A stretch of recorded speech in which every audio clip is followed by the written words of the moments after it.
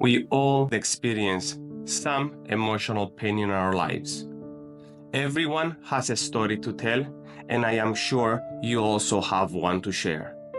Perhaps someone lied to you, cheated on you, bullied you, abandoned you, has intentionally hurt you, or betrayed you in some way. Since the event, there is this unsettlement inside of us, like a rock which sits in our stomach. It may go away from time to time, but when we're reminded of the event, maybe in a movie or a friend just speaks about their story and then you're reminded of yours, this unsettling feeling comes right back. Think of it like an open wound which hasn't healed yet. And every time we think about it, we poke it and it hurts again. When we talk about the event we went through with others, they either empathize with us, some of them pity us, but if we do have a healthy environment, they will tell us that everything happens for a reason, and we must find a way to let it all go so we can move on. But we simply can't, even though we want to. Why? Is it because we lack knowledge related to forgiveness? What is forgiveness? Let's not assume these two facts to be forgiveness. One is, I will walk away and I will let God or karma deal with them. And two, oh yes, I did forgive, but I did not forget. For sure, neither of these contain any forgiveness, because forgiveness is to let go of resentment, is to let go, period. Not have the need to remember or wanting for karma to punish them in some way. So at the end of the day, what is forgiveness?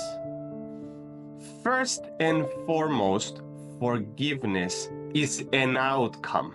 It is a result.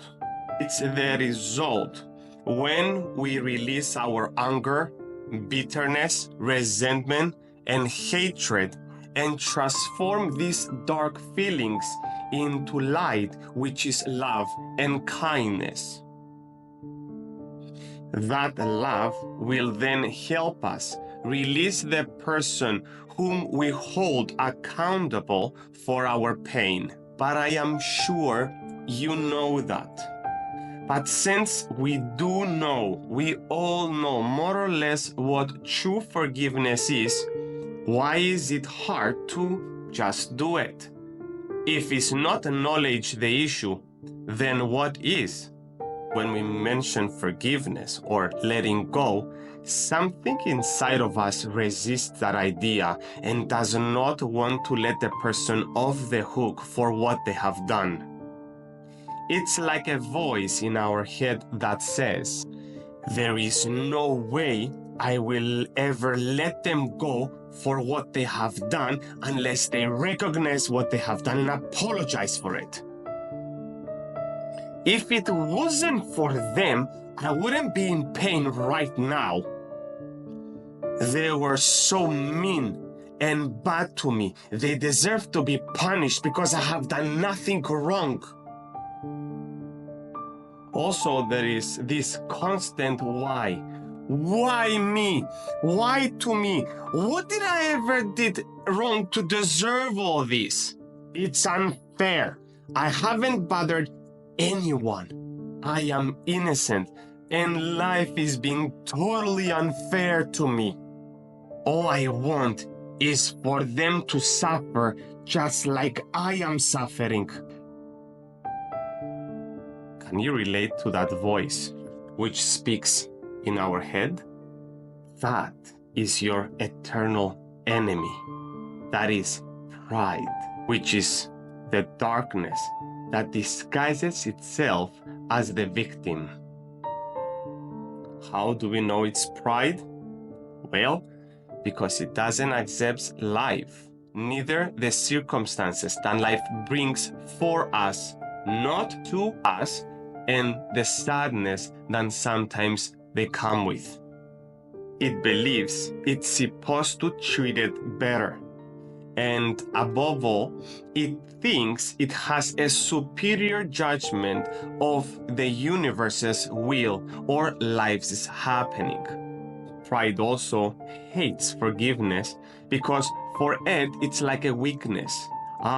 If I forgive, like I let them walk all over me, I'll be the loser of the story. I'm the one at loss. So if I let them off the hook, it's like I accepted the bad they had done, and I will just basically be the loser because I did nothing about it. A very big key factor to know about pride is that pride despises sadness.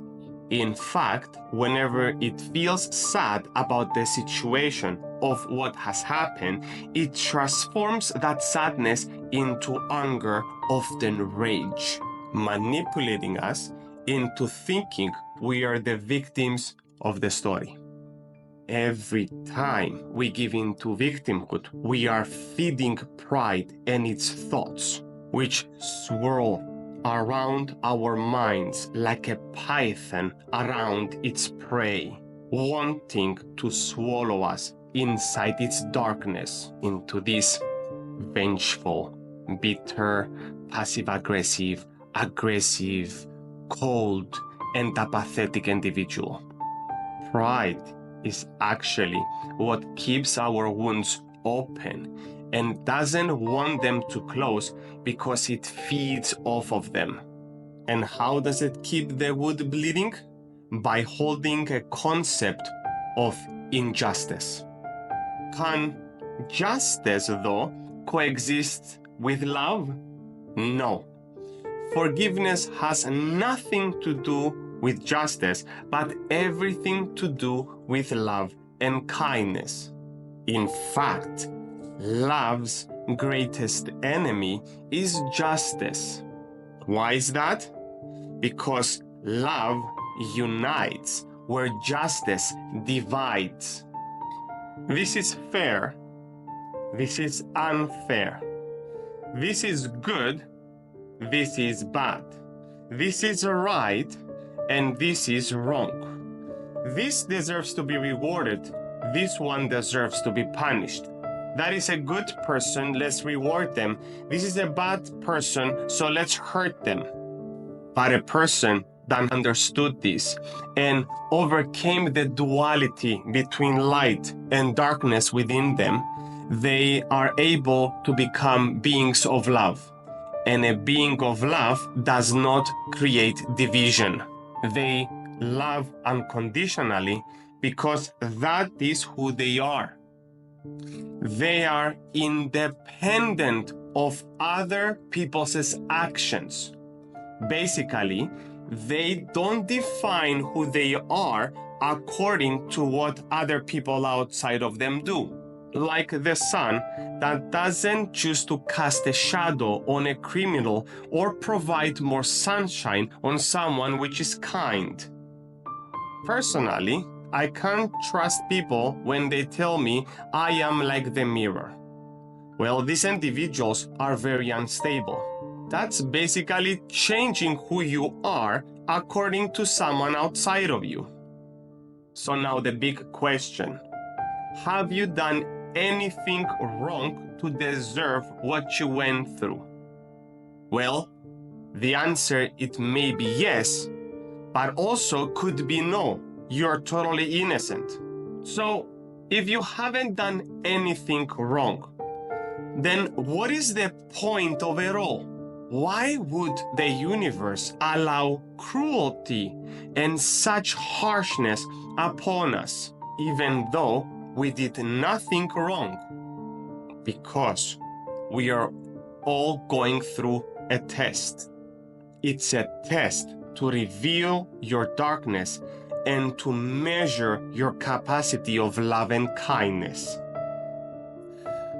Most of us don't realize we're actually internally in a war between light and darkness.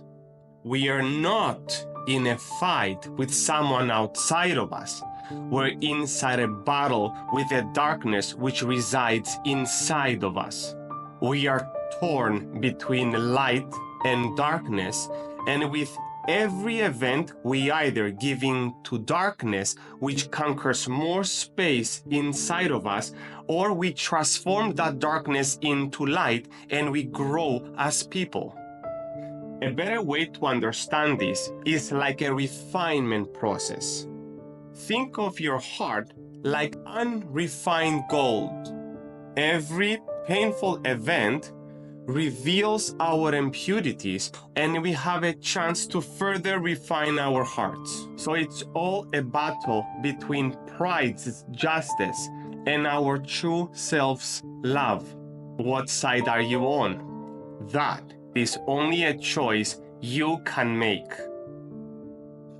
So, to finalize, what is the secret ingredient of forgiveness? What is that magical sentence, that magical word that will finally help us forgive? There is no magical word.